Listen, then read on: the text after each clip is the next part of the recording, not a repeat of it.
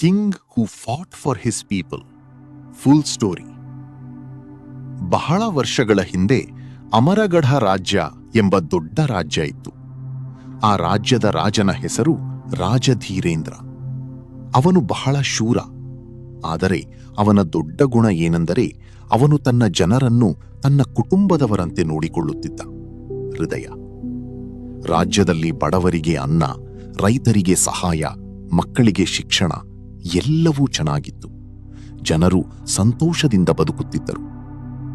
ಆದರೆ ಒಂದು ರಾತ್ರಿ ರಾಜ್ಯದ ಗಡಿಯಲ್ಲಿ ಭಯಾನಕ ದಾಳಿ ನಡೆಯಿತು.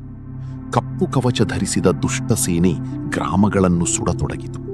ಜನರು ಭಯದಿಂದ ಓಡತೊಡಗಿದರು. ಭಯ, ಓಡ.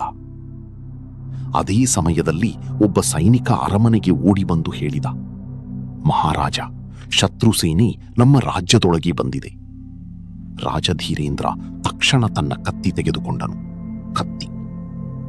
ಅವನ ಮಂತ್ರಿಗಳು ಹೇಳಿದರು, ಮಹಾರಾಜ, ನೀವು ಹೋಗಬೇಡಿ, ಇದು ಅಪಾಯ.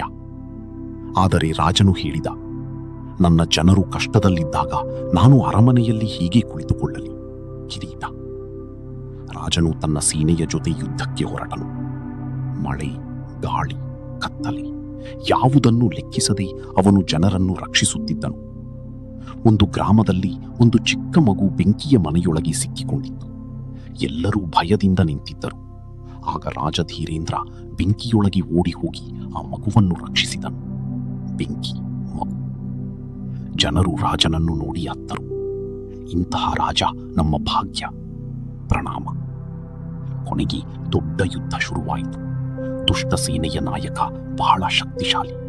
ಅವನು ಹೇಳಿದ, ಈ ರಾಜ್ಯ ಇಂದಿನಿಂದ ನನ್ನ.